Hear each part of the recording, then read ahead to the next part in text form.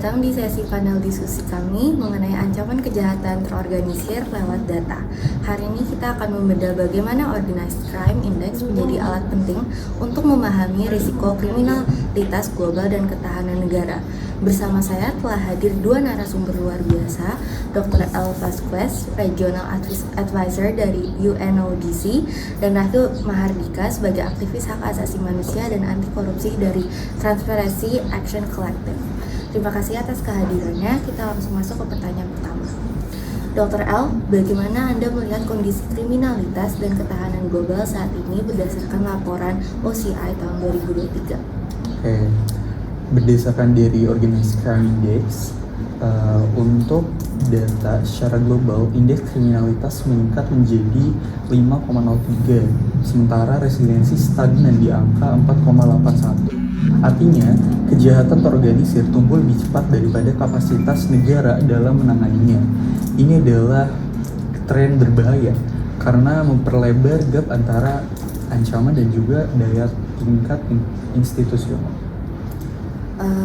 Mungkin bisa diperjelas lagi dengan bagaimana kondisi Indonesia saat ini, dokter. Mungkin apabila kita berbicara mengenai organized crime di Indonesia tergolong mengkhawatirkan justru. Skor kriminalitas kita ada di angka 6,85, sedangkan resiliensi hanya di angka 4,25. Kita ada di peringkat 20 dunia dalam hal organized crime. Artinya kriminalitas kita sangat tinggi. Ini mencerminkan tingginya aktivitas ilegal seperti narkoba, perdagangan manusia hingga kejahatan lingkungan yang tak sebanding dengan kapasitas hukum dan institusional dalam menangani kriminalitas tersebut. Oke, kalau mungkin dari sisi aktivis, dalam indeks ini disebutkan bahwa ketahanan Indonesia rendah. Menurut Ragil, Anda, ketahanan seperti apa yang seharusnya dibangun dan apakah cukup hanya untuk memperkuat hukum? Baik, untuk memperkuat hukum ini tidak cukup sebenarnya. Jadi ketahanan itu bukan sekedar posisi yang lebih tegas atau undang-undang yang lebih keras. Jadi ketahanan itu harus menyentuh akar pendidikan kritis, keadilan sosial, dan juga akuntabilitas pejabat. Jadi selama pelanggaran itu tidak diadili dan suara rakyat itu dibungkam, negara itu tidak benar-benar tahan, tapi hanya terlihat kuat di permukaan saja, tetapi rapuh di bagian dalam. Baik, terima kasih pertanyaan dari saya, Jennifer Kompas. Mungkin dilanjut dengan jurnalis lainnya. Terima kasih.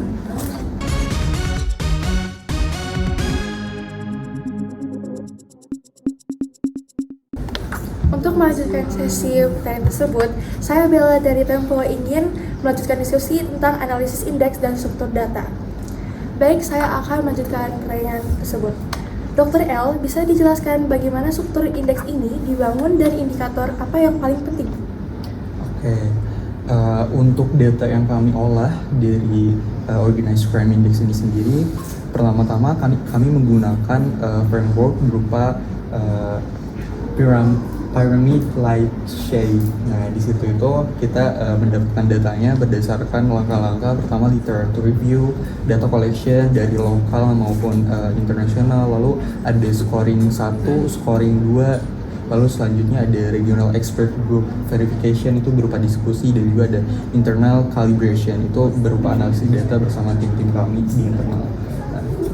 Indeks ini sendiri dibagi menjadi dua komponen. Yang pertama, criminality, yang terdiri dari 15 pasar ilegal dan juga aktor kriminalitasnya. Dan juga ada yang kedua itu resilience. Itu tuh berdasarkan penegakan hukum, transparansi, kerjasama internasional, dan juga peran masyarakat sipil dalam menangani kriminalitas. Kita menggunakan model piramida yang telah saya sebutkan tadi untuk menunjukkan skalabilitas dampak. Data ini dikumpulkan dari laporan lokal, ataupun wawancara ahli, dan juga validasi regional. Ini memungkinkan kami untuk mengidentifikasi bukan hanya tingkat kejahatannya saja, tetapi juga tipologi aktornya seperti aktor negara, non-negara, jaringan bisnis, dan sebagainya. Baik, saya akan melanjutkan pertanyaannya kepada Mas Ragil. Laporan Organized Crime Index ini sangat teknokratik dan berbasis angka. Namun, dari perspektif aktivisme dan masyarakat sipil, bagaimana menurut Anda sejauh mana indeks ini benar-benar mencerminkan realitas di lapangan? Baik.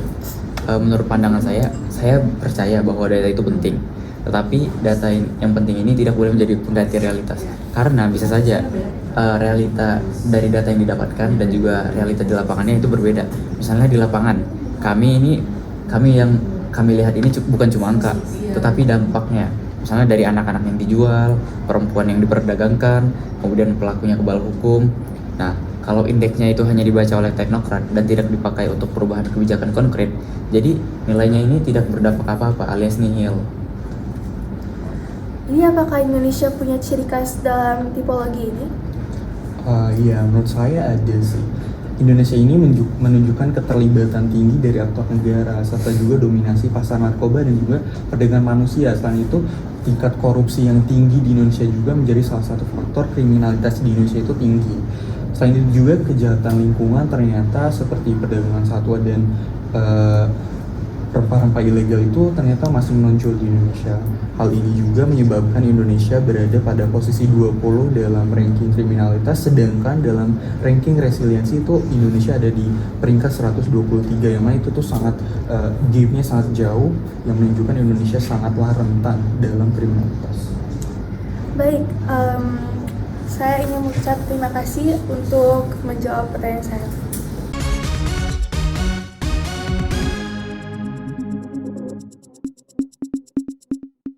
Baik, saya Ziva dari Kata Data, izin melanjutkan pertanyaan. Dan mungkin ini pertanyaan terakhir, tentang faktor penyebab utama dari kriminalitas itu sendiri. Jadi, berdasarkan yang telah dipaparkan tadi, adakah langkah-langkah yang strategis untuk mitigasi dan juga menjawab permasalahan-permasalahan tadi? Mungkin dari Dr. L dulu. Oke, mungkin yang pertama aku harus sebutin dulu kalau misalnya ada faktor-faktor yang paling krusial mempengaruhi buruknya skor resiliensi dan juga sangat meningkatnya skor kriminalitas, yang mana di Indonesia itu sendiri itu terdapat yang pertama korupsi struktural. Masih banyak aktor kriminal mendapatkan perlindungan dari dalam institusi, sedangkan korupsi yang menyebabkan korupsi ini makin ramai gitu. Lalu yang kedua, kelemahan penegakan hukum, yang mana aparat tidak punya kapasitas dan juga independensi. Mereka tidak menegakkan hukum secara terang-benderang dan juga masih sangat lemah. Sehingga itu juga kurangnya partisipasi sipil, yang mana masyarakat ini seperti masyarakat yang kritis masih sering dibungkam, ataupun masih terdapat masyarakat yang kurang melek terhadap hukum. Nah, selain itu juga mungkin langsung saja mengenai langkah strategisnya itu mungkin saya akan menyarankan ada 3 kata kunci. Yang pertama itu kita harus menguatkan reformasi hukum secara menyeluruh. Lalu yang kedua mungkin kita bisa melakukan investasi dalam kapasitas aparat dan juga sistem data untuk memperkuat keamanan. Lalu yang ketiga, kita juga sangat dapat melakukan kerjasama regional dan internasional secara aktif. Sehingga selain itu juga mungkin tanpa kerja lintas batas tidak mungkin kita bisa mengatasi pasar kejahatan transnasional, sehingga kerjasama antar warga sipil, pemerintah dan juga pihak eksternal atau internasional itu sangat perlu untuk diperhatikan untuk meningkatkan resiliensi di negara ini gitu. Baik, terima kasih atas jawabannya. Dan untuk para Gel sendiri, bagaimana langkah-langkah dan mitigasinya? Mungkin saya sendiri dari sisi masyarakat sipil sendiri, kami itu butuh transparansi dan juga perlindungan untuk mengungkapkan pendapat dari warga sipil ini sendiri. Jadi bisa dilakukan dengan membuka akses data publik, kemudian memberi ruang aman bagi pelapor dan juga melibatkan masyarakat dalam pengawasan. Tanpa itu, jadi angka di laporan itu hanyalah statistik, bukan solusi. Sekali mungkin aku pengen nambahin juga Mbak, mungkin kejahatan terorganisir sendiri bukan hanya masalah hukum ya. Jadi ini adalah cerminan dari gagalnya sistem sosial kita. Sehingga jika laporan ini tidak disertai perubahan yang nyata, artinya hanya sebatas laporan saja, tidak ada aksi untuk melakukan mitigasi terhadap hal ini, baik dalam kebijakan maupun dalam keberpihakan negara terhadap yang lemah, maka kejahatan tidak akan berhenti, sehingga resiliensi akan tetap menurun dan tingkat kriminalitas akan tetap naik. Sehingga hal ini mungkin hanya akan berganti wajah dari mafia jalanan menjadi mafia berdasi. sehingga saya harus menekankan kembali bahwasannya peran pemerintah juga sangat penting dalam hal ini. Tidak lain pula partisipasi masyarakat sipil dalam hal ini tentu harus terus didorong. Mungkin ada lanjutan atau segitu saja untuk pertanyaan tadi? Mungkin harapan saya sih dari data ini kita bisa implementasikan sebagai bentuk nyata kita dalam melawan kriminalitas dan sebagai aksi nyata kita untuk meningkatkan tingkat resiliensi di negara kita. Ini gitu sih.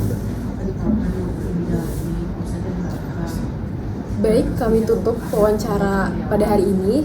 Kami ucapkan terima kasih.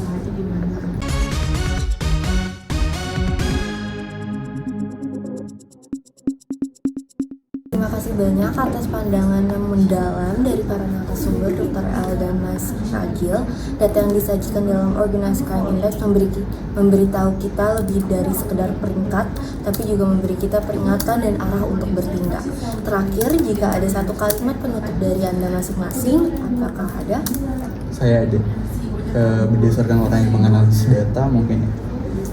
Nah, data ini jangan tunggu sistem runtuh baru kita bergerak. Data adalah alarm dini, jadi kalau bisa bergerak secara dini, mulailah dari sekarang. Baik, kalau dari saya sendiri dari sisi masyarakat sipil, ketahanan negara itu dibangun dari transparansi dan juga keberanian masyarakat sipil dalam mengkritik dan juga memberikan pendapat terhadap pemerintah. Baik, terima kasih. Semoga diskusi hari ini memberi kontribusi untuk perbaikan nyata. Sampai jumpa di diskusi panel selanjutnya.